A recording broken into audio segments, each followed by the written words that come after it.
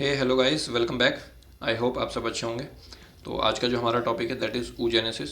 ठीक है, कैसे आपका ओवम का फॉर्मेशन होता है वो आज हम पढ़ने जा रहे हैं। और इसमें मैं थोड़ा सा आपको मेंस्ट्रुअल साइकिल का भी पार्ट बता दूंगा कि कैसे oogenesis से रिलेटेड है, तो वो भी यहीं देख लेंगे। ठीक है, तो इंटरेस्टिंग होने वाला है आज का लेक्चर। और इससे पहले अगर आपने स्पर्मेटोजेनेसिस नहीं देखा तो वो भी देखो, क्योंकि थोड़ा सा मतलब वैसे ही है कि प्राइमोर्डियल जर्म सेल्स का क्या क्या हो रहा है वो सब इसमें आएगा। ठीक है, तो इससे पहले के जितने भी मैंने लेक्चर्स लिए डेवलपमेंटल बायोलॉजी का, ये थर्ड लेक्चर है। तो इससे पहले के सारे आपको प्लेलिस्ट में मिल जाएंगे। चैनल पे जाओ, प्लेलिस्ट देखो, और प्लेलिस्ट में इवोल्यूशन की भी प्लेलिस्ट बना रखी है, नॉन कोड डेटा की भी बना रखी है। तो जितने भी आपको लेक्चर देखने हैं आप वहाँ आराम से देख सकते हो। ठीक है, चलो अब शुरू करते हैं।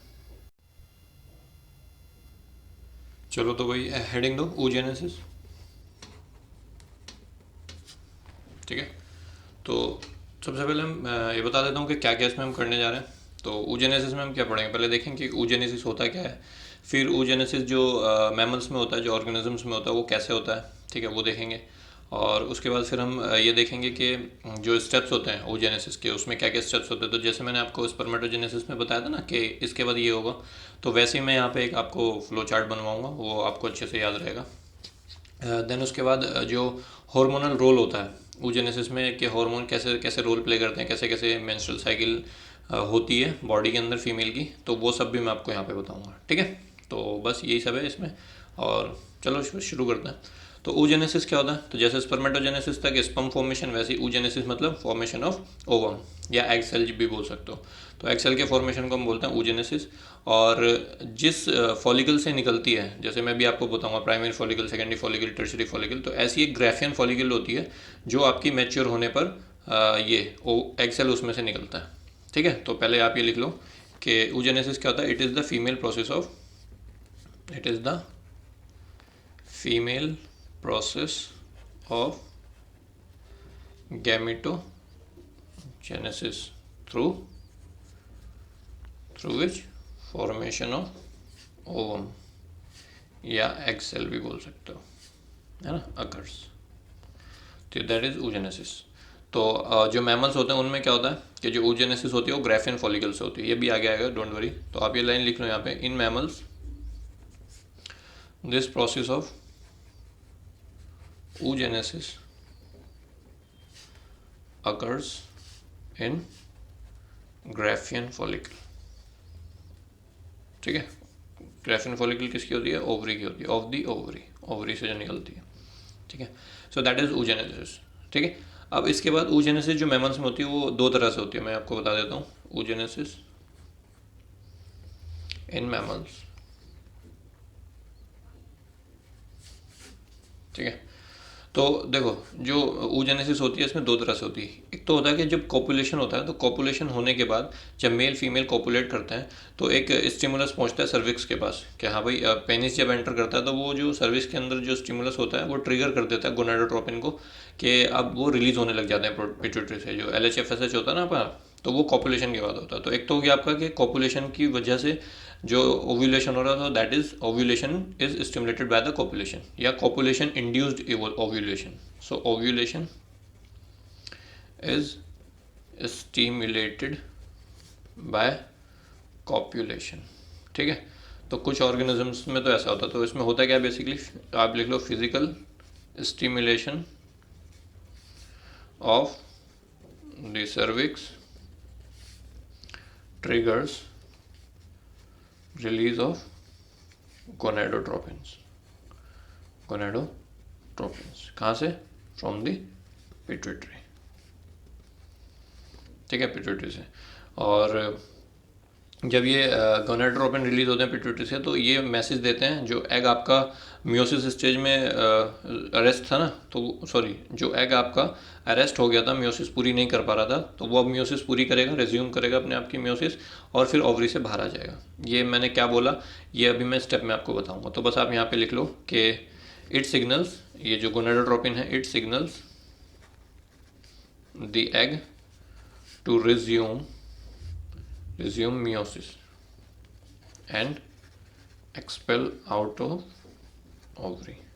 ठीक है, फिर वो ओवरी से बाहर निकल जाता है। सो that is the ovulation that is stimulated by the copulation. और दूसरा होता है पीरियोडिक इवोल्यूशन, पीरियोडिक ओव्यूलेशन। ठीक है, तो पीरियडिक ओव्यूलेशन में भी दो तरह के ओव्यूलेशन होता है। एक तो होता है कि एक पर्टिकुलर पीरियड ऑफ टाइम पे होगा, जैसे मान लो गर्मियों में हो गया, सर्दियों में हो गया, विंटर में हो गया, मतलब ऑर्गेनिज्म की जो स्पेसिफिसिटी है, मतलब ऑर्गेनिज्म की जो स्पेसिफिसिटी है उसके हिसाब से ओव्यूलेशन होता है। तो that is at specific time of the year, ठीक है। और दूसरा होता है इसी में साइक्लिक, मतलब इसमें स्पेसिफिसिटी नहीं है टाइम की, हर एक साइकिल होती है कि इतने दिन बाद होना ही होना है। तो ये साइकिल भी आपकी दो तरह की होती है, जो ऑर्गेनिज्म में साइकिल चलती है दो तरह की होती है। एक होती है आपकी ईस्ट्रस साइकिल, ईस्ट्रस साइकिल, और एक होती है आपकी मेंस्ट्रुअल साइकिल, ठीक है। मतलब ये होनी होनी है। ईस्ट्रस साइकिल जो होती है वो आपकी नॉन प्राइमेट्स में होती है, occurs in non primates, non primates जैसे एग्जांपल काऊ हो गया आपका, फॉक्स हो गया, है ना, ये सब आपके उसमें आते हैं जो नॉन प्राइमेट्स होते हैं, जैसे शीप हो गया, इन सब में होता है। और ये आपके हर 21 दिन में रिपीट होती है, रिपीट्स इन 21 डेज, ठीक है। 21 दिन में रिपीट होती है ये जो ईस्टर साइकिल होती है ना। और इसमें आपका ब्लीडिंग नहीं होती है, क्योंकि bleeding does not occur. Bleeding क्यों नहीं होती है? क्योंकि जो एंडोमेट्रियम जो थिक होगी ना, अभी मैं सब बताऊंगा आपको। एंडोमेट्रियम जो थिक होती है ना, जो यूट्रस होता है उसकी जो एंडोमेट्रियम लाइनिंग होती है वो थिक हो जाती है ताकि वो बेबी को होल्ड करे। तो इनमें जो एंडोमेट्रियम होती है वो थिक तो होती है, बट वो रप्चर नहीं हो पाती। मेंस्ट्रुअल साइकिल में वो रप्चर हो जाती है और वो ब्लड के थ्रू बाहर आ जाती है, बट यहाँ पर आपका वो रप्चर नहीं होती है, वो रीअब्जॉर्ब हो जाती है। मतलब जो ऑर्गेनिज्म होता है वो उसको रिजॉर्ब कर लेता है ना, तो उसका ब्रेकडाउन नहीं होता, तो इसलिए इनमें ब्लीडिंग नहीं होती। समझ गए ना ब्लीडिंग क्यों नहीं होती? और यही चीज़ अगर आप यहाँ पे लिखो कि इसमें क्या होगा मेंस्ट्रुअल में, तो ये अकर्स इन प्राइमेट्स, ये प्राइमेट्स में होती है। जैसे प्राइमेट्स के एग्जांपल आप क्या दे सकते हो? प्राइमेट में आपका मंकी वगैरह आता है ना, मंकी हो गया, एप्स हो गया, हम भी इसी में आते हैं। तो मंकी, एप्स, है ना, ह्यूमन, तो ये सब प्राइमेट्स में आते हैं। तो हम में क्या चलती है? मेंस्ट्रुअल साइकिल चलती है। और जो ह्यूमन होता है उसमें ब्लीडिंग होती है, हाँ, तो आप बोलोगे ब्लीडिंग होती है, ब्लीडिंग अकर्स। और ब्लीडिंग क्यों होती है? Due to rupture of endometrium. जो यूट्रस की एंडोमेट्रियम लाइनिंग है ना, उसका रप्चर हो जाता है, तो रप्चर हो गया, बॉडी से बाहर आती है ब्लड की फॉर्म में, सो इसलिए ब्लीडिंग होती है। और ये आपका रिपीट कब होती है? ये तो जैसे 21 दिन में रिपीट होती है, और ये रिपीट आपका लगभग 28 to 29 डेज में रिपीट होती है ना। तो ये आपकी मेंस्ट्रुअल साइकिल होती है। So these all are the types of oogenesis, मतलब किस किस तरह से ओवम का सिक्रीशन बॉडी में हो रहा है, तो मैंने आपको वो बता दिया, ठीक है। तो एक तो आपका स्टिमुलेट हो गया कॉपुलेशन से, एक स्पेसिफिक टाइम पीरियड पे हो रहा है, और एक साइक्लिक हो रहा है। साइक्लिक में भी दो तरह की साइकिल चल रही है, मेंस्ट्रुअल साइकिल और ईस्ट्रस साइकिल। अब मैं आपको दिख रहा है, एक सेकेंड, हाँ, अब मैं आपको स्टेप्स बताता हूँ कि what are the steps of oogenesis, ठीक है। oogenesis के क्या क्या स्टेप्स हैं, तो ये आप अगले पेज पे शुरू करते हैं हम इसको, स्टेप्स ऑफ oogenesis क्या है। चलो, स्टेप्स ऑफ oogenesis। तो पहले मैं आपको वैसे इंग्लिश में स्टेप लिख के देता हूँ, फिर हम फ्लो चार्ट से समझ लेंगे। तो सबसे पहला होता है sexual differentiation of primordial germ sales, ठीक है, sexual differentiation of primordial germ sales, ठीक है। तो ये ज़्यादातर आपका एम्ब्रियोनिक स्टेज में ही हो जाता है, और इसकी वजह से आपके oogonia का फॉर्मेशन हो जाता है। तो आप यहाँ पे लिख लो, mostly occurs in the embryonic stage resulting in formation of oogonia, ठीक है, oogonia बन जाता है। तो जो प्राइमोर्डियल सेल्स होती हैं वो बहुत सारी होती हैं, है ना, मिलियंस में होती हैं। तो उन सेल्स से क्या होता है, एम्ब्रियोनिक स्टेज में उनकी ग्रोथ होकर वो oogonia बन जाती है, ठीक है। तो अब oogonia बन गई, तो अब पहली स्टेज तो हो गई है सेक्सुअल डिफरेंशिएशन। दूसरी स्टेज होती है oocytogenesis। oocytogenesis मतलब होता है formation of primary oocyte from this oogonia। तो ये जो oogonia हुई है आपकी, ये भी एम्ब्रियोनिक स्टेज में ही होगा, दूसरा स्टेप भी। तो आप लिखो oocytogenesis, ठीक है। यहाँ पे क्या होगा, जो प्राइमरी oocyte बनेगी ना, oogonia से प्राइमरी oocyte बनती है, तो वो प्राइमरी oocyte जो है वो जब इन सेल से बनती है तो हम उसको बोलते हैं oocytogenesis, और ये भी आपका एम्ब्रियोनिक स्टेज में होता है। सो आप यहाँ पे लिख लो development of the primary oocyte from the oogonial cells, ठीक है। तो ये दोनों स्टेप्स हो गए आपके एम्ब्रियोनिक स्टेज में। उसके बाद क्या होता है कि ये जो आपका प्राइमरी oocyte बना, अब इसका क्या होगा, इसका डिवीजन होगा, ठीक है। तो इसका जो डिवीजन होगा, इसमें मियोटिक डिवीजन होगा, और मियोटिक डिवीजन होने के बाद इसको हम बोल देंगे सेकेंडरी oocyte, ठीक है, तो इसमें म्योटिक डिवीजन होगा और म्योटिक डिवीजन होने के बाद इसको हम क्या बोलेंगे, सेकेंडरी oocyte। तो थर्ड स्टेप होता है आपका, ऐसा लिख लो, primary maturation division, primary maturation division. ठीक है, तो इसको हम क्या बोलते हैं, यहाँ पर क्या होता है, तो यहाँ पे लिख लो दी गैमेटोजेनिक, ऐसे लिख लो दी गैमेटोजेनिक मियोटिक डिवीजन फेज 1। ठीक है, पहला फेज हो रहा है, उसके बाद सेकंड होगा ना, अकर्स, या ऐसे लिख लो results in secondary oocyte and a polar body. ये समझ में आ रहा नहीं आ रहा? एक काम करता हूँ मैं ना, पहले आपको फ्लो चार्ट बना देता हूँ, उससे ना एक इमेज सी बन जाएगी। तो जब इमेज बन जाएगी तो ये स्टेप्स आपको समझने में आसानी हो जाएगी। तो मैं स्टेप्स बाद में लिखवाता हूँ। ठीक है, पहले स्टेप लिखने चाहिए हमको कि 6 के 6 होते हैं, लेकिन मैं स्टेप बाद में लिखाऊंगा, पहले मैं आपको फ्लो चार्ट से समझा देता हूँ। ठीक है, तो इसको इतना ही छोड़ के, मतलब जिस जगह आप लिख रहे हो उसको इतना ही छोड़ के एक दूसरे पेज पे आप स्टेप्स पहले लिखो कि होता कैसा है स्टेप। मैं फ्लो चार्ट बना दूँ आपको, बहुत आसान रहेगा फिर समझना, है ना। तो मैं स्टेप्स दिखाता हूँ, जैसे मैंने आपको स्पर्मेटोजेनेसिस में बताया था। तो सबसे पहला होगा प्राइमोर्डियल जर्म सेल्स, पीजीसीज। तो ये पीजीसीज आपकी पड़ी हुई हैं ओवरी में। ठीक है, और ये पीजीसी जब ओवरी में पड़ी हैं तो इनमें क्या होगा, इनमें माइटोटिक डिवीजन होगा। याद करो, वहाँ पर भी माइटोटिक डिवीजन होता है तो नंबर बहुत ज़्यादा बढ़ा लेते थे। तो जब प्राइमोर्डियल जर्म सेल्स में माइटोटिक डिवीजन होता है तो उसको हम बोल देते हैं ऊगोनिया, जो हमने पहला स्टेप लिखा। पहले स्टेप में हमने क्या लिखा था, sexual differentiation of primordial germ cell. तो प्राइमोर्डियल जर्म सेल्स का जब सेक्सुअल डिफरेंशिएशन होगा तो उसकी वजह से ऊगोनिया बन जाएगा। पहला स्टेप हमने यही लिखा था। ठीक है, देख लो चाहो तो। सो that is the first step. तो ये आपका कौन सा फेज है, दिस इज मल्टीप्लीकेशन फेज। क्या बोलते हैं इसको, मल्टीप्लीकेशन फेज। ठीक है, तो ये आपका जनरली क्या होता है, 25 वीक्स ऑफ इंटरटर्नल लाइफ ये कंप्लीट हो जाता है। तो आप लिख लो कंप्लीटेड, यहीं पे लिख लो कंप्लीटेड एट एम्ब्रियोनिक स्टेज, है ना, और वो भी around 25 weeks of intrauterine life. तो आप ये हो गया मल्टीप्लिकेशन फेज, ऊगोनिया बन गया। मतलब 25 वीक ऑफ इंटरटर्नल लाइफ के टाइम पे ये लगभग हो चुका होगा। ओके, अब क्या होगा, ऊगोनिया। अच्छा, ये जो प्राइमोर्डियल जर्म सेल्स होती हैं ये डिप्लॉयड होती हैं, हम पहले पढ़ चुके। तो ऊगोनिया अभी तक कुछ नहीं हुआ है, माइटोटिक ही हो रहा है, तो इक्वेशनल डिवीजन है, तो अभी रिडक्शन डिवीजन नहीं हुआ। लेकिन जो फाइनली हमारा बनेगा, आपका जो ओवम बनेगा, वो तो हैप्लॉइड है ना। तो अब देखते चलो कि हैप्लॉइड कहाँ पे जाके होगा। तो ऊगोनिया की होगी ग्रोथ, मैं अलग पेन से यूज़ कर लेता हूँ। तो ऊगोनिया की होगी आपकी ग्रोथ। तो यहाँ पे ग्रोथ हुई, और ग्रोथ होने के बाद इसका नाम बन जाता है प्राइमरी oocyte। क्या नाम हो जाता है इसका, प्राइमरी oocyte। ठीक है, तो ऊगोनिया की ग्रोथ हुई और ये आपका प्राइमरी oocyte बन गया। अब इस प्राइमरी oocyte में क्या होगा, ये हमने सेकंड स्टेप में लिखा था oocytogenesis, तो formation of primary oocyte from oogonia, तो ये सेकंड स्टेप था। देन थर्ड स्टेप में क्या होगा आपका, प्राइमरी oocyte जो है, अब इसमें फर्स्ट म्योटिक डिवीजन होगा, वो होगा, लेकिन वो पूरी तरह से कंप्लीट नहीं होगा। ये आपका प्रोफेज जो स्टेज होती है ना सेल साइकिल की, प्रोफेज तक होगा, और प्रोफेज में जाके ये अटक जाएगा। मतलब प्रोफेज की जो डिप्लोटिंग स्टेज होती है वहाँ तक जाएगा और वहीं पे जाके अटक जाएगा। ठीक है, तो ये कंप्लीट नहीं होगा। लेकिन तो आप यहाँ पे लिख लो प्राइमरी oocyte में, आप ये चीज़ लिख लो कि फर्स्ट म्योटिक डिवीजन स्टार्ट्स, मतलब स्टार्ट तो हुआ बट अरेस्ट एट प्रोफेज। ठीक है, प्रोफेज पे कब तक,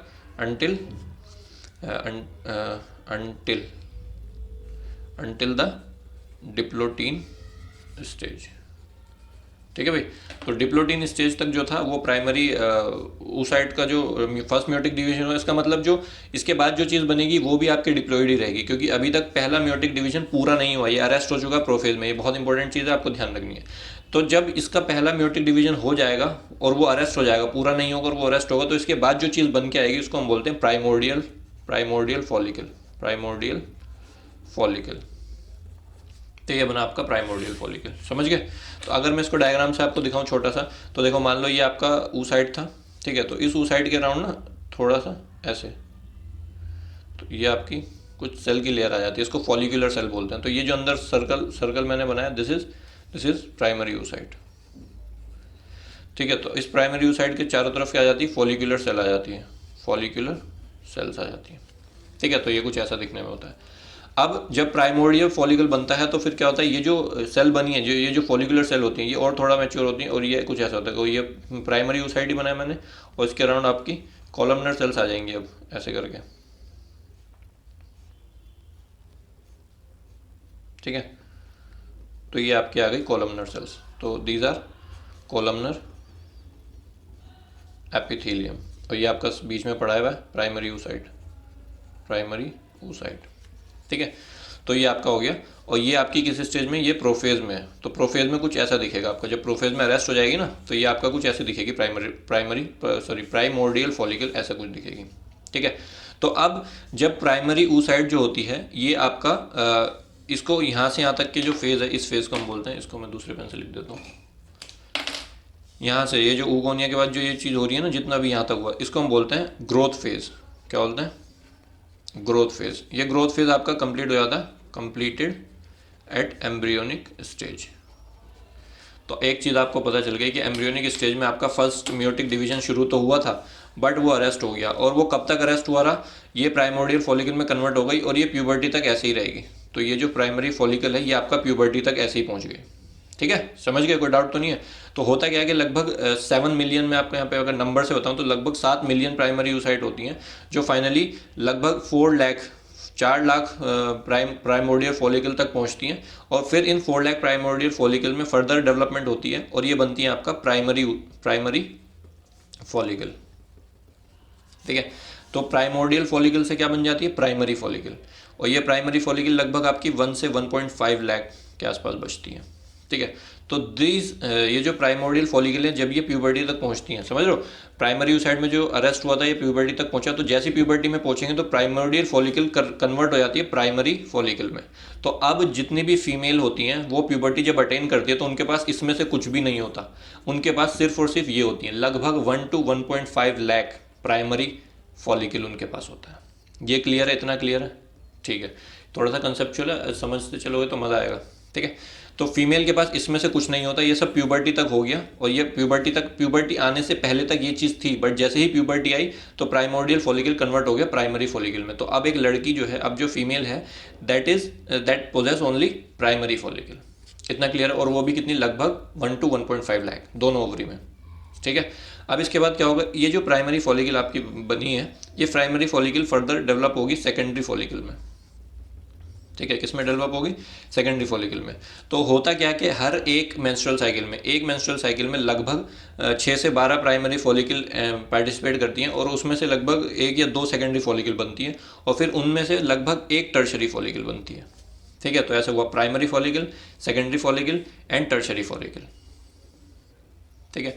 और ये एक टर्शरी फॉलिकल जो बनती है यही आपका मैच्योर होकर ग्राफियन फॉलिकल कहलाती है। इसी को हम क्या बोलते हैं, ग्राफियन फॉलिकल।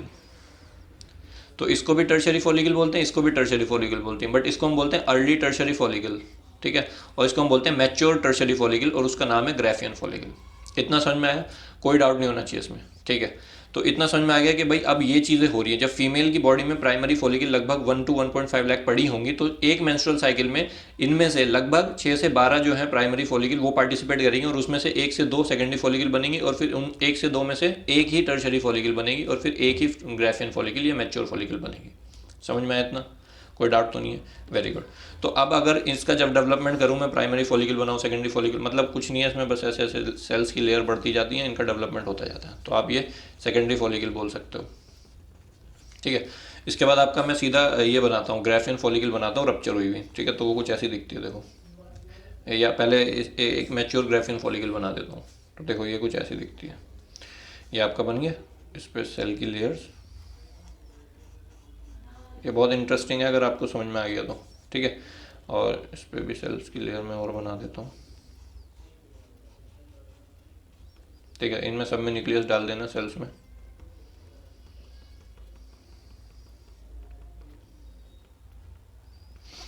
ठीक है। अब मैं इसमें क्या करता हूँ, मैं यहाँ पर एक छोटी सी, ठीक है। तो ये मैंने बनाया, तो ये मैंने क्या बनाया इसके अंदर, तो मैं इसमें लेबलिंग और कर देता हूँ आपको, जो सब चीज़ें क्लियर हो जाए। ये देखो, ये जो सेल्स की मैंने लेयर बनाई है, सबसे बाहर वाली को बोलते हैं थीका एक्सटर्ना, ये आपकी सेकेंडरी फॉलिकल थी। और ये जो मैंने बनाई है this is mature Graafian follicle, ये जो ग्राफियन फॉलिकल है ना जो मैच्योर हो गई, that is mature Graafian follicle. तो वो कुछ ऐसी दिखती है। इसमें बाहर वाली लेयर जो होती है उसको थीका एक्सटर्ना बोलते हैं, अंदर वाली को बोलते हैं थीका इंटरना, नाम है इनके, ठीक है। उसके बाद ये जो स्पेस देख रहा हूँ ये, इसको बोलते हैं एंट्रम। क्या बोलते हैं, एंट्रम, ठीक है। उसके बाद आपका ये देख रहे हो आप, ये जो रेड कलर की मैंने बनाई है, ये आपका इसी के अंदर ये जो बैठी हुई देख रहे हो आप, यही यही आपका ऊ साइड है, इसी से आपका ऊ साइड बनेगा। तो ये आपकी ऊ साइड यही है, ठीक है। तो ये आपकी ऊ साइड हो गई। उसके बाद इसके अराउंड जो सेल्स होती हैं उसको बोलते हैं कोरोना रेडियाटा।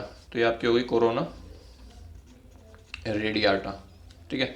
और एक क्यूमुलस ऑफरस भी होती है, मतलब इसी को बोलते हैं कोरोना रेडियाटा, तो उसके हो गए। और ये जो सेल्स बाकी बची उसको बोलते हैं क्यूमुलस उफरस। ये क्यूमुलस उफरस जो कन्वर्ट होती है कॉर्पस ल्यूटियम बनाती है, अभी बताऊंगा मैं, ठीक है। तो ये इस तरह से कुछ मैच्योर ग्राफिन मैच्योर फॉलिकल बनेगा आपका, ठीक है। अब होगा क्या कि जब ये ग्राफिन मैच्योर फॉलिकल बन गया, जब ये ग्राफिन मैच्योर फॉलिकल बन गया तो ऐसे ये जो चीज़ें ऐसे चली हैं, ठीक है। तो जब आपका यहाँ पर जो म्योटिक डिवीजन आपका पहला हुआ था वो अरेस्ट हुआ था, ठीक है। अब क्या होगा कि वो जो म्योटिक डिवीजन अरेस्ट हुआ था वो आपका रिज्यूम कर जाएगा, मतलब जैसे ही ग्राफिन फॉलिकल बनेगी तो अब ग्राफिन फॉलिकल में ये जो रेड कलर का है ना, यही आपका यही बाहर निकल के आएगा। तो जब ये बाहर निकल के आएगा तो इसका नाम हो जाएगा सेकेंडरी oocyte, ठीक है। तो मैं रप्चर हुई हुई भी दिखा देता हूँ आपको कैसे रप्चर होगा। तो ये देखो ऐसे कुछ बना लो, ये देखो, ठीक है। बस ऐसे सेल्स की लेयर बना लो, ओके। और ये आपका बाहर निकल के आ गया ऐसे, सबके अंदर न्यूक्लियस बना लेना भाई, ये जितनी भी सेल्स है ना सबको एक एक न्यूक्लियस दे दो, ओके। तो ये आपका हो गई, दिस इज सेकेंडरी oocyte, दिख रहा है? एक सेकेंड में थोड़ा ऊपर कर दो, हाँ। सो दैट इज सेकेंडरी oocyte, है ना। और इसके अराउंड जो अंदर वाली लेयर होती है उसको बोलते हैं जोना पेलुसिडा, और ये बाहर वाली को बोलते हैं कोरोना रेडियाटा, ठीक है। And this secondary oocyte is at metaphase stage. तो मैं यहाँ पे लिखूंगा इसके बाद जो आपका हुआ प्राइमरी फॉलिकल के बाद जब ग्राफिन फॉलिकल बनी तो फर्स्ट म्योटिक डिवीजन अब कंप्लीट हो गया मैच्योर ग्राफिन फॉलिकल में। तो ओव्यूलेशन होने से जस्ट पहले होता है, तो आप ये लाइन भी लिख लो यहाँ पे कि first meiotic MEIO meiotic division completed in mature Graafian follicle, ये ग्राफियन फॉलिकल, ठीक है। और ये क्या होता है, जस्ट बिफोर ओव्यूलेशन, ओव्यूलेशन होने से जस्ट पहले आपका ये हुआ है, ठीक है। तो अब जैसे ही आपका होगा, जैसे ही आपका ये सेकेंडरी oocyte बन के निकलेगी, तो आपकी सिर्फ यहाँ पे सेकेंडरी oocyte बन के नहीं निकलेगी। जब ये आपका फर्स्ट म्योटिक डिवीजन हो गया, कंप्लीट हो गया, अब अगर एक बार फर्स्ट म्योटिक डिवीजन कंप्लीट हो गया तो आप मुझे बताओ कि म्योटिक डिवीजन क्या होता है, रिडक्शनल डिवीजन होता है ना। तो अब यहाँ पर दो सेल बन के निकलेगी, तो एक का नाम हो जाएगा सेकेंडरी oocyte, ये आपकी हो गई हैप्लॉइड A1 सेकेंडरी oocyte, और एक आपकी इसमें बनेगी पोलर बॉडी, क्या बनेगी, पोलर बॉडी। इसको हम बोलते हैं फर्स्ट पोलर बॉडी, क्योंकि दो पोलर बॉडी बनेंगी, और ये भी आपकी हैप्लॉइड होती है। तो यहाँ से primary follicle graphene follicle 2N था, जैसे ये स्टेज म्योटिक कंप्लीट हुआ आपका जिस स्टेज पे, तो सेकेंडरी oocyte बना एक और एक पोलर बॉडी हो गया, तो ये तो आपका डीजनरेट कर जाएगा, डीजनरेट, इसका कोई काम नहीं है। तो बची सेकेंडरी oocyte। अब सेकेंडरी oocyte में क्या होगा आपका, इसमें होगा म्योटिक डिवीजन स्टार्ट, लेकिन ये मेटाफेज पे अरेस्ट हो जाएगा। तो ये जो oocyte मैंने बनाई है ना, वो इसके बाद वाली मैंने जो स्टेज है, तो ये आपकी सेकेंडरी oocyte, तो सेकेंडरी oocyte, और ये भी आपकी मेटाफेज, ठीक है। तो यहाँ पे आप ये लिखो कि सेकेंड म्योटिक डिवीजन स्टार्ट हो जाएगा जैसे ये सेकेंडरी, जब आपका फर्स्ट म्योटिक डिवीजन कंप्लीट होगा ये दो चीज़ बनेंगी, तो जैसे ये बनेगी ये सेकेंडरी oocyte, इसमें फौरन आपका सेकेंड म्योटिक डिवीजन होगा, सेकेंड म्योटिक डिवीजन स्टार्ट, लेकिन वो बट अरेस्ट एट मेटाफेज। तो ये अरेस्ट हो जाएगा मेटाफेज पे, वो किस पे अरेस्ट हुआ था, प्रोफेज पे, और ये किस पे अरेस्ट होगा, मेटाफेज पे। देन सेकेंडरी oocyte बन गई, तो ये आपकी, लेकिन अभी ये ना ये जो बनी है ये इमेच्योर है। कैसी है, इमेच्योर है, मैच्योर नहीं है। अब इसके बाद जो प्रोसेस होगा उस प्रोसेस को हम बोलते हैं ओव्यूलेशन। क्या बोलते हैं, ओव्यूलेशन। तो जब ओव्यूलेशन होता है तो सेकेंड डिवीजन कंप्लीट हो जाता है, जो सेकेंड म्योटिक डिवीजन रुका हुआ था ना यहाँ पे मेटाफेज पे, वो कंप्लीट हो जाता है, ठीक है। क्यों कंप्लीट हो जाता है, देखो एक चीज़ आपको यहाँ पे समझने की ज़रूरत है कि जो सेकेंडरी oocyte है, तो यहाँ पर सेकेंडरी oocyte ही बन के निकलेगी, ठीक है। तो अगर मान लो स्पर्म अवेलेबल है, अगर स्पर्म अवेलेबल है तो सेकेंडरी oocyte जो है, अगर उसमें फर्टिलाइजेशन हुआ तब आपका सेकेंड म्योटिक डिवीजन कंप्लीट होगा। अगर उसमें फर्टिलाइजेशन नहीं हुआ तो यही सेकेंडरी oocyte जो है ये डिजनरेट कर जाएगी। मेरी बात समझे आप, मैं दोबारा बोलता हूँ, ये जो सेकेंडरी oocyte बनी है आपकी मेटाफेज स्टेज पे, अगर इसको स्पर्म मिला तो ओव्यूलेशन बोलेंगे उस प्रोसेस को, और ओव्यूलेशन का मतलब स्पर्म मिला तो इसको फर्टिलाइजेशन हो जाएगा। तो फर्टिलाइजेशन जब होता है then second meiotic division complete होता है ओवम में। अगर ऐसा नहीं हुआ तो यहीं पर ये सेकेंडरी oocyte जो बनी है ये यहीं पर डीजनरेट कर जाएगी, मेंस्ट्रुअल साइकिल में मेंस्ट्रुअल ब्लड के थ्रू बॉडी से बाहर आ जाएगी। समझ गए? तो अब मान लो कि इसको जो है स्पर्म मिल गया, अगर स्पर्म मिल गया तो ये बाहर आएगी और यहाँ पर क्या होगा, आपका सेकेंड मेयोटिक डिवीजन कंप्लीट हो जाएगा। ठीक है, सेकेंड मेयोटिक डिवीजन कंप्लीट हो जाएगा। क्यों? Due to penetration of sperm. ठीक है, क्योंकि पेनिट्रेशन कर दिया स्पर्म ने, इसलिए सेकेंडरी oocyte का जो सेकेंड मेयोटिक डिवीजन था वो सेकेंडरी oocyte का जो सेकेंड मेयोटिक डिवीजन था वो कंप्लीट हो जाएगा। अब इसके बाद सेकेंडरी मेयोटिक डिवीजन कंप्लीट होगा तो दैट इज इक्वेशनल डिवीजन। तो अब यहाँ पर दो बॉडी बनेंगी, सेकेंडरी oocyte में से दो बॉडी निकलेंगी। एक का नाम है ooted, क्या नाम है? ooted, जो कि हैप्लॉइड होगा, और एक का नाम है second polar body, second polar body, ये भी एन है। ठीक है, दिस इज ooted को हम बोलते हैं इमेच्योर ओवम, इमेच्योर ओवम। ठीक है, तो ये इमेच्योर ओवम जो है यही आपका फर्दर डेवलप हो गया, आपका ओवम बन जाएगा और ये आपका मैच्योर हो जाएगा, इसको मैच्योर। तो यही आपका, ठीक है। तो जैसे ही स्पर्म ने, मतलब स्पर्म ने ओवम के साथ पेनिट्रेट नहीं करा था, बट जो इसकी आउट लेयर है ना, जो आपकी, ये मैं आगे फर्टिलाइजेशन बताऊंगा, जो कोरोना रेडियाटा तक अगर स्पर्म पहुंच गया तो फिर इसको सिग्नल मिल जाएगा कि हाँ भाई अब मुझे डीजनरेट नहीं होना है, अब मुझे ओव्यूलेशन करके सेकेंड मेयोटिक डिवीजन कंप्लीट करना है। तो ये आपको समझ में आया पूरा प्रोसेस जो मैंने लिखा है। ठीक है, अब मैं एक चीज़ और बता देता हूँ जो मैं आपको इतनी देर से बता रहा था ना, ये तो आपको फ्लो चार्ट में स्टेप्स में ऐसे ही लिख के आना जैसे मैंने यहाँ पे लिखा है, कुछ भी इसमें अपनी तरफ से कलाकारी कुछ नहीं करनी। ठीक है, तो ये पूरा एकदम बढ़िया से मैंने आपको बता दिया, डायग्राम के साथ बता दिया कि कैसे कैसे कौन कौन सी फॉलिकल बन रही है। ठीक है, अब ये जो एक चीज़ मैं बोल रहा था वो भी मैं लिख देता हूँ ताकि आपको कन्फ्यूजन ना हो। मैं यहाँ से बताता हूँ आपको कि मान लो ये जो ग्राफियन फॉलिकल रप्चर हुई थी ना, तो ये फर्स्ट मेयोटिक डिवीजन जब कंप्लीट हो गया था, फर्स्ट मेयोटिक डिवीजन कंप्लीट हुआ, ग्राफियन फॉलिकल निकली, और ग्राफियन फॉलिकल निकलने के बाद क्या हुआ मैं वो बताता हूँ आपको। ठीक है, ये दो चीज़ें, ये दो डायग्राम आप ध्यान में रखो और इसी को मैं बताता हूँ। देखो जो रप्चर, ये रफली मतलब मैं समझाने के लिए बता रहा हूँ आपको, अगर कोई कन्फ्यूजन रहेगा। जो ग्राफियन फॉलिकल रप्चर हुई है ना, इसके रप्चर होने के बाद दो चीज़ आपको मिलेंगी। ये देखो, ये रप्चर हुई है ना, दो चीज़ें, एक तो ये है और एक ये है। ठीक है, तो ये जो रप्चर हुआ है तो इसमें दो चीज़ें आपको मिलती हैं। तो एक तो मिलता है आपको सेकेंडरी oocyte, ये आप देख रहे हो, ये सेकेंडरी oocyte दिख रहा है ना, हाँ। और एक आपको क्या मिलता है, एक आपको मिलता है ये इसको बोलते हैं कॉर्पस हेमरेजियम। क्या बोलते हैं इसको? कॉर्पस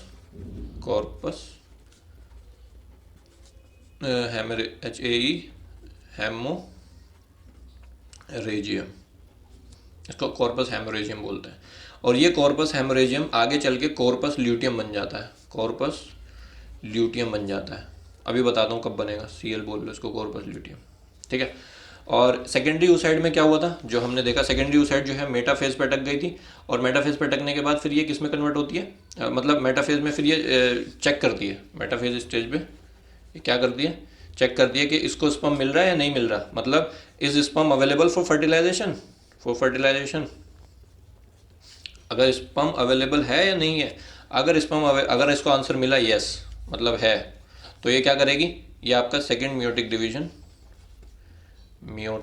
डिवीजन कंप्लीट कर लेगी, और सेकेंड मेयोटिक डिवीजन कंप्लीट करके क्या बनेगी, ooted बन जाएगी, और फिर वो ओवम बन जाएगी। समझ गए? अगर इसको जवाब मिला कि नहीं भाई नहीं, स्पर्म नहीं है, कोरोना रेडिएटा कह रहा है ना मेरे पास नहीं आया कोई स्पर्म, तो ये क्या करेगी, अच्छा नहीं आया तो एक काम करो, फिर मैं सेकेंड मेयोटिक डिवीजन करके भी क्या करूँगी, तो मैं यहीं डीजनरेट हो जाती हूँ, तो ये यहीं पे डीजनरेट हो जाएगी, डीजनरेट सेकेंडरी oocyte। अब समझ गए मेरी बात क्या हो रहा है? तो ग्राफियन फॉलिकल जब रप्चर हुई तो ये चीज़ें हो रही हैं, ऐसे प्रोसेस चल रहा है। समझ गए? तो ये तभी होगा जब स्पर्म फर्टिलाइजेशन के लिए बैठा हुआ है, अगर ये हुआ कोरोना रेडिएटर तक आया तो बोलेगा हाँ हाँ मिल गया तो कर लो सेकंड डिवीजन। कह रहा है नहीं मिला तो बोला चलो छोड़ो, फिर डीजनरेट कर जाते हैं। तो ये तो हुआ इसका फेट मैंने बताया। इसका फेट भी तो बता दूं। तो अगर कॉर्पस ल्यूटियम जब बनेगी कॉर्पस हेमरेजियम के बाद, तो इस कॉर्पस ल्यूटियम के पास भी अब ये भी पूछेगी कि बताओ भाई फर्टिलाइजेशन हुआ या नहीं हुआ। तो ये इसका भी यही सेम सवाल होगा, फर्टिलाइजेशन क्या स्टेटस है।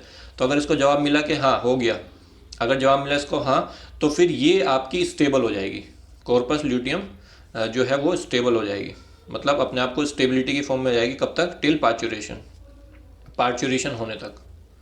पार्चुरेशन होने तक, मतलब बेबी की डिलीवरी होने तक ये आपका एकदम मतलब स्टेबल फॉर्म में आ जाएगी, अगर इसको पता चलेगा कि हाँ फर्टिलाइजेशन हो गया। अगर इसको बोला गया नहीं नहीं भाई फर्टिलाइजेशन नहीं हुआ, तुम बार बार क्यों पूछ रही हो, तो ये बोलेगी अच्छा नहीं हुआ तो काम मैं क्या करूँगी, फिर रुक के मैं भी डिजनरेट हो जाती हूँ, तो ये भी डिजनरेट हो जाती है, डिजनरेट हो जाती है। और इसको डिजनरेट होने का नाम जो मिलता है वो मिलता है कॉर्पस एल्बिकन, एल्बी एल्बिकन्स। समझ गए मेरी बात। अब यही ये कॉर्पस एल्बिकम और ये जो डिजनरेटेड ये प्लस ये प्लस एंडोमेट्रियम की जो लाइनिंग होती है, मेट्रियम लाइनिंग, क्योंकि ये सिक्रेट करता है, कॉर्पस ल्यूटियम एक हार्मोन सिक्रेट होती है प्रोजेस्टेरोन, तो वो क्या करता है जो यूट्रस है ना उसकी एंडोमेट्रियम जो होती है, मतलब यूट्रस है इसकी जो एंडोमेट्रियम इसको थिक कर देता है वो, ताकि बेबी अगर फर्टिलाइजेशन हो तो बेबी को होल्ड करने में आसानी हो। बट जब इनको पता चलेगा भाई ऐसा कुछ नहीं है, धोखा हो गया हमारे साथ, तो ये भी डिजनरेट, ये भी डिजनरेट, और ये जो प्रोजेस्टेरोन की वजह से आपकी बन रही थी एंडोमेट्रियम थिक हो रही थी वो भी लाइनिंग टूट जाएगी। तो ये सब तीनों मिलके मेंस्ट्रुअल ब्लड के थ्रू बॉडी से फीमेल की बाहर आ जाते हैं। समझ गए मेरी बात। बस मुझे ये समझाना था आपको। और हर मेंस्ट्रुअल साइकिल में वुमेन की सिर्फ एक ही ओवरी पार्टिसिपेट करती है, वो भी ऑल्टरनेटिवली, कभी राइट कभी लेफ्ट, तो कभी भी दोनों ओवरी पार्टिसिपेट नहीं करती हैं। बस ये आपको बताना था। आई होप अब आपको ये समझ में आ गया होगा अच्छे से, कोई डाउट नहीं रहा होगा मेरी तरफ से। तो अगर मैं इस प्रोसेस को थोड़ा हार्मोनल तरीके से भी बताऊं कि हार्मोनल वे में क्या हो रहा है, तो मैं वो भी बताना चाहता हूँ, कोई कन्फ्यूजन नहीं रहनी चाहिए आप लोगों की। भाई ये स्टेप्स जो मैं बता रहा था वो तो रही गए। तो ये देखो पहला स्टेप में मैंने आपको sexual differentiation of PGCs mostly occur in the embryonic stage resulting in the formation of oogonia.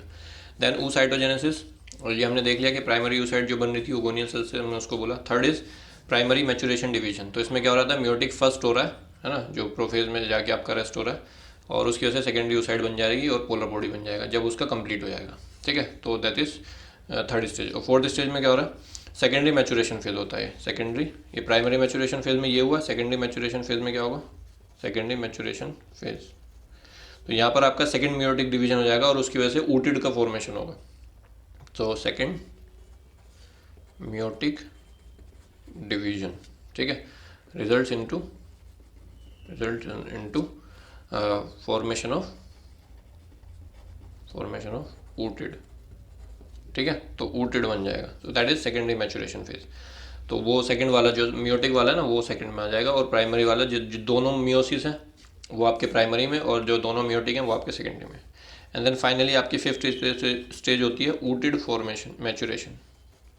Ootid जो बन गया, ये आपका बन तो गया लेकिन ये इमेच्योर ओवम है, तो इसमें क्या होगा, सेलुलर डिफरेंशिएशन होगा, उसकी वजह से मैच्योर ओवम बन के निकलेगा। So that is ootid maturation. तो इसमें लिख लो प्रोसेस ऑफ सेलुलर डिफरेंशिएशन। ठीक है, रिजल्ट्स इन मैच्योर ओवम। ठीक है, तो मैच्योर ओवम बन गया। तो ये 5 स्टेजेस में आप लिख सकते हो। जब आप मेंस में अपना आंसर लिखोगे तो आप ऐसे स्टेप्स लिख दो, और फिर वो जो फ्लो चार्ट है वो बता दो। देन उसके बाद बस यही है, oogenesis बहुत है, मोर देन सफिशिएंट है, कुछ भी एक भी नंबर नहीं कटने वाला, सब कुछ है। ठीक है, चलो अब हाँ मतलब ये उससे पहले देख लेंगे। चलो ठीक है। ठीक है, तो मैं यहाँ पे हार्मोनल कंट्रोल और बताता हूँ आपको। हार्मोनल कंट्रोल एक तरह से मेंस्ट्रुअल साइकिल का ही पार्ट है वो। ठीक है, मेंस्ट्रुअल साइकिल ही बता रहा हूँ एक तरह से मैं आपको कि कैसे कैसे क्या क्या हो रहा है। ठीक है, तो अब होगा क्या, देखो हार्मोनल एक्टिविटी भी तो हो रही होती है ना फीमेल की बॉडी में। तो सबसे पहले क्या होता है, जो हाइपोथैलेमस होता है आपका, hypothalamus master gland of the body, तो ये क्या करता है, ये गोनेडोट्रोपिन रिलीजिंग हार्मोन जो है वो भेजता है पिट्यूटरी के पास। तो पिट्यूटरी को बोलता है कि भाई चलो, और कौन सी पिट्यूटरी को भेजता है ये तो हम वैसे उसमें पढ़ेंगे। पिट्यूटरी मैं इसलिए पूछ रहा हूँ कि हो सकता है आपने कुछ याद हो, तो ये एंटीरियर पिट्यूटरी को भेजता है। ठीक है, एंटीरियर पिट्यूटरी में होता है ना बहुत सारी, और प्रोसीजर में तो 2-3 ही होते हैं। कमेंट में बताओ अगर किसी को पता तो हाइपोथैलेमस जो है वो गोनेडोट्रोपिन रिलीजिंग हार्मोन जो है वो एंटीरियर पिट्यूटरी को बोलता है कि हाँ भाई तुम अब रिलीज करो। ठीक है, तो यहाँ से सिग्नल आया तो एंटीरियर पिट्यूटरी 2 तरह के हार्मोन रिलीज करती है। ये इंपॉर्टेंट है इसलिए मैं आपको बता रहा हूँ। एक का नाम है ल्यूटिनाइजिंग हार्मोन और एक का नाम है फॉलिकुलर स्टिमुलेटिंग हार्मोन। ठीक है, ल्यूटिनाइजिंग हार्मोन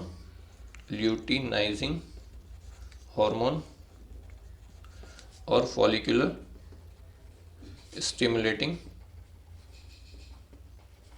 हार्मोन।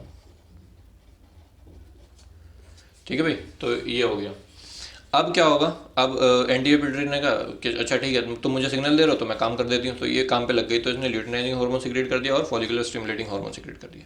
अब ये जो ल्यूटिनाइजिंग हार्मोन है ये एक्ट करेगा जाके सीधा थीका सेल्स पे। तो मैंने आपको थीका एक्सटर्नल थीका इंटरनल बताया था ना अभी, वो जो स्ट्रक्चर बनाया था, तो उन थीका सेल्स पे जाके एक्ट करेगा। सो LH x on theca sales.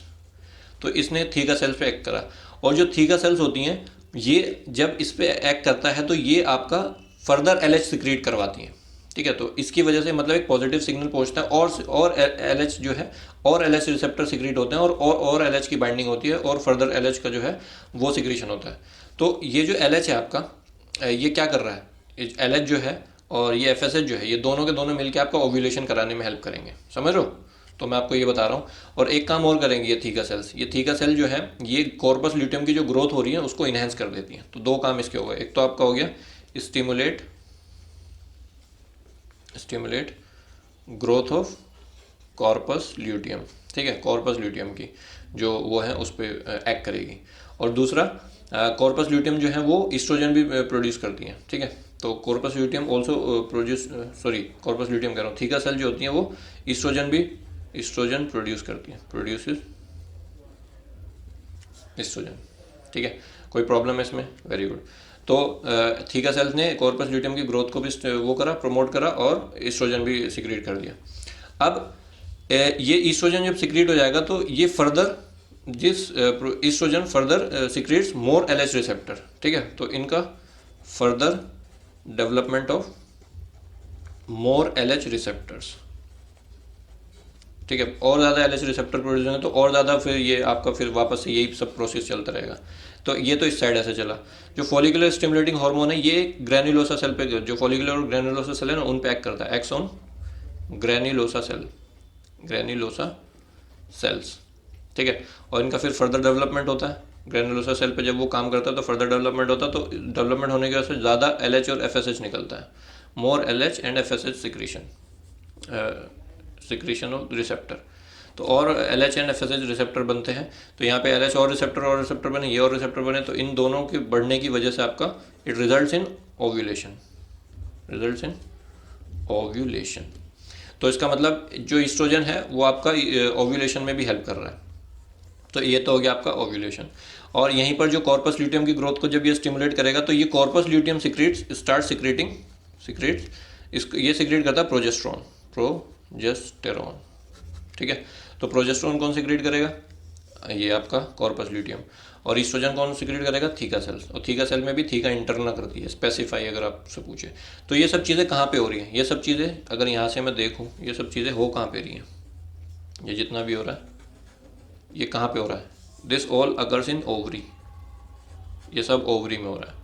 तो जब ओवरी में ये सब हो रहा है तो ओवरी में ये प्रोजेस्टेरॉन भी हो रहा है, ईस्ट्रोजन भी हो रहा है। तो इसमें से जो भी ईस्ट्रोजन और प्रोजेस्टेरॉन का जो भी सिग्नल्स आएंगे, दिख रहा है क्या, हाँ दिख तो रहा है अभी। तो ईस्ट्रोजन और प्रोजेस्टेरॉन के जो सिक्रीशंस आएंगे इसकी वजह से आपका एक तो ईस्ट्रोजन ओव्यूलेशन में हेल्प करवा देगा। ठीक है, उसका जो प्रोजेस्टेरॉन आया ये क्या कराएगा आपका वैसे तो दोनों का ही काम है, बट स्पेसिफिकली अगर मैं बोलूँ तो प्रोजेस्टेरॉन जो है एंडोमेट्रियम जो होती है ना यूट्रस की, उसकी ग्रोथ कराता है, बट दोनों ही कराते हैं एक तरह से। तो इन दोनों का secretion results in growth of endometrium of uterus. ठीक है भाई, तो यूट्रस की एंडोमेट्रियम की जो ग्रोथ है वो आपका ये दोनों करवा देंगे। तो समझ गया पूरा प्रोसेस, एक बार और बता देता हूँ। तो देखो हाइपोथैलेमस ने सिग्नल दिया, ये गोनाडोट्रोपिन रिलीजिंग हार्मोन भेजा एंटी पिट्यूटरी के पास, इसने बोला कि ठीक है, इसने LH सिक्रेट कर दिया, FSH सिक्रेट कर दिया। अब ल्यूटिनाइजिंग हार्मोन है थीका सेल्स पे एक्ट करता है और दो काम करेगा, एक तो कॉर्पस ल्यूटियम की ग्रोथ को स्टिमुलेट करेगा और दूसरा ईस्ट्रोजन प्रोड्यूस करेगा। और ये ईस्ट्रोजन प्रोड्यूस होने के बाद फर्दर जो LH रिसेप्टर्स हैं उनका फर्दर जनरेशन और डेवलपमेंट होगा। और दूसरा जो कॉर्पस ल्यूटियम बना था वो आपका प्रोजेस्टेरॉन सिक्रेट करेगा। तो ये तो हुआ LH वाली साइड। जो FSH वाली साइड है, यहाँ पर आप देखो ग्रैनुलोसा सेल पे एक्ट कर रहा है, जो फॉलिकुलर और ग्रैनुलोसा सेल है वो जो थिकनिंग वाली थी, इनका फर्दर डेवलपमेंट होगा तो ये और ज़्यादा FSH और LH और FSH रिसेप्टर प्रोड्यूस करेंगे। तो इनकी वजह से आपका क्या होगा, ओव्यूलेशन हो जाएगा। और ये सब चीज़ें कहाँ पे हो रही हैं, ओवरी में। तो मतलब ओवरी में दो तरह के हार्मोन बहुत ज़्यादा देखने को मिल रहे हैं, ईस्ट्रोजन एंड प्रोजेस्टेरॉन। तो ईस्ट्रोजन और प्रोजेस्टेरॉन जो है ये दोनों मिलकर आपको क्या करेंगे, एंडोमेट्रियम की जो लाइनिंग है उसको थिक कर देंगे। समझ गए? ईस्ट्रोजन स्पेसिफिकली ओव्यूलेशन के लिए रिस्पॉन्सिबल है और प्रोजेस्टेरोन स्पेसिफिकली एंडोमेट्रियम लाइनिंग की थिकनिंग के लिए रिस्पॉन्सिबल है। तो आई होप आपको इतना समझ में आ गया होगा। अब मैं ये ना आपको ग्राफिकली और दिखाना चाहता हूँ, मतलब ग्राफ पे बता के आपको और अच्छे से और क्लियर करना चाहता हूँ, कुछ भी ना छूटे भाई, मज़ा आना चाहिए एकदम पढ़ने में। तो देखो मैं यहाँ पे लेता हूँ आपको, मान लो मैं यहाँ पे गोनाडोट्रोपिन का लेवल ले रहा हूँ, गोनाडोट्रोपिन, ठीक है। एक तो मैंने गोनाडोट्रोपिन से ले लिया, ये कहाँ से सिक्रेट हो रहा है, मान लो इसको ए बता दिया। और फिर मैं यहाँ पे आपको बताऊँगा कि ओवरी में क्या हो रहा है। तो events in ovary, events in ovary, दूसरा मैं आपको ये ले लिया, पहला ये हो गया, दूसरा ये हो गया। और तीसरा मैं फिर आपको बताऊँगा ओवेरियन हार्मोन का क्या लेवल है, ईस्ट्रोजन प्रोजेस्टेरोन का, ओवेरियन हार्मोन, क्योंकि ये तो ओवरी के हार्मोन है ना। उसके बाद चौथा मैं आपको बताऊंगा कि जो यूट्राइन लाइनिंग है उसका क्या हो रहा है, यूट्राइन लाइनिंग, ठीक है भाई। तो ये 4 स्टेप में मैं आपको पूरा कम वो कर दूंगा, ठीक है, कि क्या क्या चीज़ें हो रही हैं, समझ गए ना। तो सबसे पहले अगर मैं गोनाडोट्रोपिन, तो गोनाडोट्रोपिन का कौन कौन से हमारे पास LH और FSH है, ये कहाँ से सिक्रेट होते हैं, एंटीरियर पिट्यूटरी से, एंटीरियर पिट्यूटरी से सिक्रेट हो रहे हैं ना। एक मिनट पे पेन चेंज कर लो, हाँ अब बेटर है, ठीक है। तो होगा क्या कि मैं यहाँ पे ना पूरा एक पहले वो बना देता हूँ, क्या बोलते हैं, मेंस्ट्रुअल साइकिल यहाँ पे लिख देता हूँ मैं, कितने दिन की होती है आपको बताइए। मैं ऐसे ना 5-5 दिन का हो लेता हूँ, 0 to 5, फिर 10, फिर 15, देन 20, 25 और 29, ठीक है। फिर उसके बाद से वापस ही आ जाएगा। सो दीज आर दी मतलब डेज मैंने यहाँ पे लिख दिए। तो अब देखो, जब 0 से 5 दिन होते हैं, आप बताओ, अगर आप फीमेल हैं तो ठीक है, बट अगर आप मेल हैं तो आपको भी पता होना चाहिए कि जो मेंस्ट्रुअल साइकिल का जो स्टार्टिंग फेज होता है, दिस इज, अरे तो दिख ही नहीं रहा, मैंने कहाँ लिख दिया, रुको रुको एक सेकेंड, सॉरी, दिस मैंने ये लिखा है ये, ठीक है। तो आपको भी पता है कि 0 to 5 का जो फेज़ होता है दैट इज़ ब्लीडिंग फेज़, तो हम इसको बोलते हैं ब्लीडिंग फेज़, या इसको मेंसेस भी बोलते हैं। तो मैं अगर यहाँ पे लिखूँ, मैं एक काम करता हूँ, एंडोमेट्रियल लाइनिंग के साथ आपको बताता हूँ, ठीक है। सो दिस फेज़, यहाँ से यहाँ तक का जो फेज़ है, दिस इज़ मेंसेस, ठीक है, या इसको हम बोलते हैं ब्लीडिंग फेज। तो यहाँ पर क्या हो रहा था, जो एंडोमेट्रियल लाइनिंग यहाँ पे मैक्सिमम हो चुकी होंगी यहाँ पे, है ना। तो ये यहाँ पे टूटना शुरू करेंगी, एंडोमेट्रियल लाइनिंग है तो यहाँ पर वो टूट के, तो इनका जो नंबर है वो धीरे धीरे ऐसे जो है वो ये 5वें दिन तक आते आते नॉर्मल हो जाएगा। तो ऐसे आया यहाँ से नंबर, तो यहाँ पर जितना भी है ना, लड़ तो लाल कलर से बना देता हूँ, ये देखो, ये जो है ना जितना भी इस फेज में पूरा ये एंडोमेट्रियल लाइनिंग टूट फूट मचा रही है, और टूट फूट मचाते मचाते नॉर्मल हो रही है, ठीक है। तो यहाँ पे थिकनेस दिखा रहा हूँ मैं, मतलब जितनी हाइट ज़्यादा उतनी ज़्यादा थिकनेस। तो धीरे धीरे एंडोमेट्रियल लाइनिंग जो है वो छोटी होती है, मतलब पतली होती जा रही है। तो यहाँ पर आते आते वो पतली होगी, नॉर्मल होगा जितनी होती है वो, ठीक है। तो ये 0 से 5 दिन में हुआ। अब 5 दिन होने के बाद क्या होगा, यहाँ पर ब्लीडिंग हो गई। तो अब इसके बाद क्या होगा, वो अगली फेज़ के लिए अब तैयार हो जाएगी। 5वें दिन के बाद क्या होगा, देन फर्दर उसके जो फेज़ होगा उसको बोलेंगे फॉलिकुलर फेज़। तो यहाँ से फिर से इसका डेवलपमेंट होगा और यहाँ से इसकी हाइट धीरे धीरे बढ़नी शुरू होगी, और मैं लगभग 14 डेज तक मैं हाइट बढ़ा के दिखाता हूँ आपको। तो ऐसे हो जाएगी। तो धीरे धीरे यहाँ से बढ़ा लो इसको, तो ये यहाँ से ऐसे कमाया, फिर ऐसे धीरे धीरे बढ़ा लो। तो ये हुआ, ये हुआ, ये हुआ, ठीक है। ये एंडोमेट्रियल लाइनिंग बढ़ रही है, ठीक है। तो ये एंडोमेट्रियम हो गया। अब इसी टाइम पर जो LH और FSH है उनका क्या रोल था, तो आपको पता है कि यहाँ जो 14 डे है, तो यहाँ पे होगा आपका ओव्यूलेशन। क्या होगा यहाँ पे, ओव्यूलेशन, ओव्यूलेशन होगा। 14 डे को हम कंसिडर कर रहे हैं।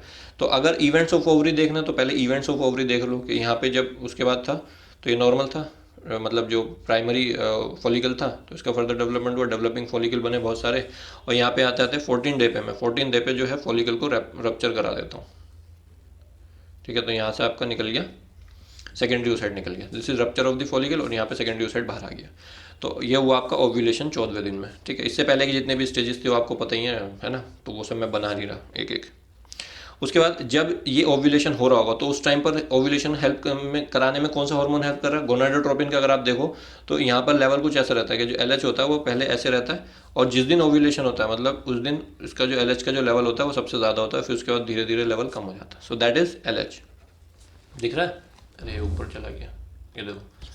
तो जिस दिन ओव्यूलेशन होगा उस दिन LH का जो लेवल है वो पीक पे होगा, और FSH जो होता है वो ऐसे ऐसे चलता है और इससे LH से नीचे ही रहता है, और यहाँ पर भी कोई ज़्यादा मतलब इसमें चेंज देखने को नहीं मिलता, नॉर्मल हल्का सा बढ़ता है FSH ओव्यूलेशन वाले दिन, और फिर भी नीचे ही पड़ा रहता है, बट लास्ट में जाके बढ़ जाता है। तो लास्ट में बढ़ा हुआ, तो इधर से भी बढ़ा हुआ दिखना चाहिए ना, तो कंटिन्यू हो रही है साइकिल, मतलब 29 1। तो ये हुआ LH और FSH का, और ये हुआ ओव्यूलेशन का, ठीक है, 14 डेज तक आपको पता हो गया।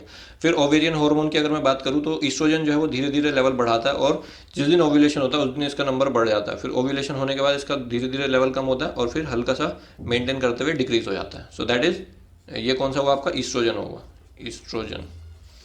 और यही अगर मैं आपका बताऊँ प्रोजेस्टेरोन में, तो प्रोजेस्टेरोन का क्या होता है, प्रोजेस्टेरोन आपका वैसे तो नॉर्मली कम ही रहता है, बट जब आपका ओव्यूलेशन हो जाता है तो ओव्यूलेशन होने के बाद अब एंडोमेट्रियल लाइनिंग को जो थिक करना है मेनली काम है प्रोजेस्टेरोन का। तो अब यहाँ आने के बाद प्रोजेस्टेरोन का लेवल जो है वो बढ़ने लगेगा और फिर यहाँ पे कम हो जाएगा। सो दैट इज प्रोजेस्टेरोन।